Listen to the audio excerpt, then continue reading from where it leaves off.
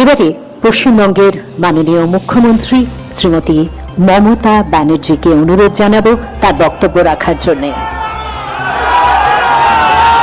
अब हम स्वागत करना चाहेंगे माननीय मुख्यमंत्री ममता बनर्जी का मंच पर।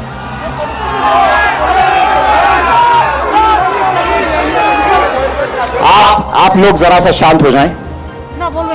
आप लोग जरा शांत हो जाएं और इस पावन अवसर पर श्रीमती ममता बनर्जी को मौका दीजिए कुछ शब्द कहने का। नहीं, मेरे को तो लगता है कि गवर्नमेंट का प्रोग्राम को कोई डिग्निटी होना चाहिए। एक गवर्नमेंट का प्रोग्राम है, कोई पॉलिटिकल पार्टी का प्रोग्राम नहीं है, और पॉलिटिकल पार्टी का और पब्लिक का प्रोग्राम है। मैं तो आभारी हूं प्रधानमंत्री जी का, कल्चरल मिनिस्ट्री का, कि आप लोगों ने कोलकाता में प्रोग्राम बनाया, लेकिन किसी को आमंत्रण करके, निमंत्रित करके उसको बेइज्जत करना ये आपको शोभा नहीं देता है। मैं फिर आप लोगों को कहेंगे, यही on protest of that I am not telling anything. जय हिंद, जय बांग्ला।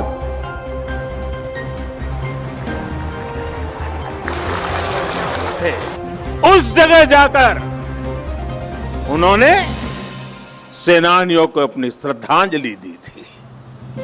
वो सरकार अखंड भारत की पहली आजाद सरकार थी।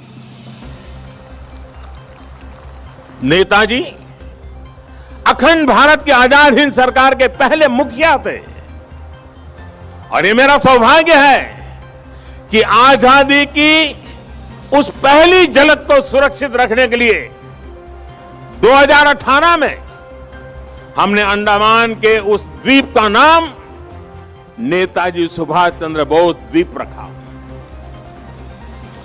देश की भावना को समझते हुए नेताजी से जुड़ी फाइलें भी हमारी सरकार ने सार्वजनिक की।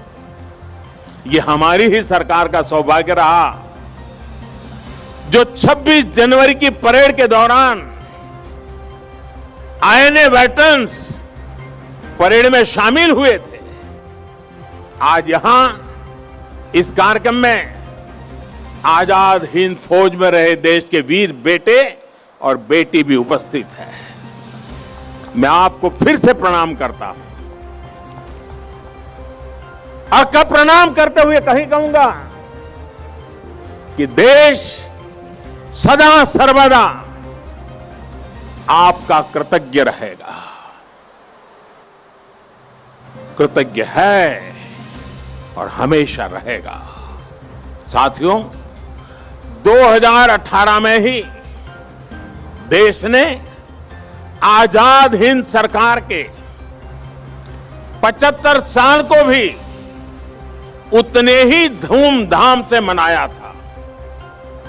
देश ने उसी साल सुभाष चंद्र बोस आपदा प्रबंधन पुरस्कार भी शुरू किए।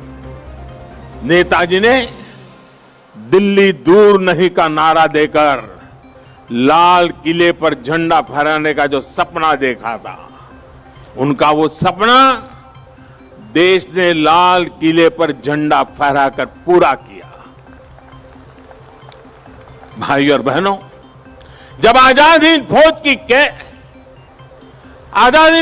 कैप मैंने लाल किले पर झंडा फहराया था, उसे मैंने अपने सर पे लगाया था, उस वक्त मेरे मन मस्तिष्क में बहुत कुछ चल रहा था।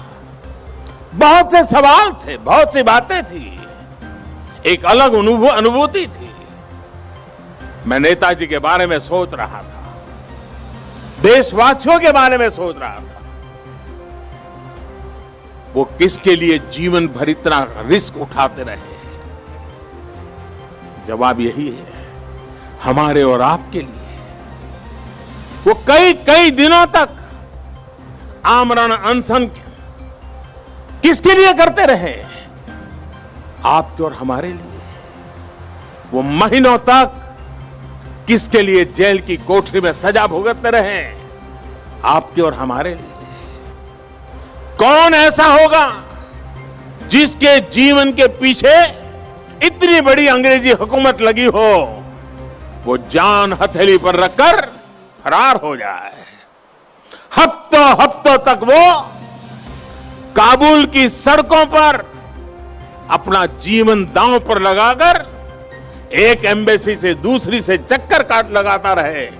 किसके लिए? हमारे और आपके लिए।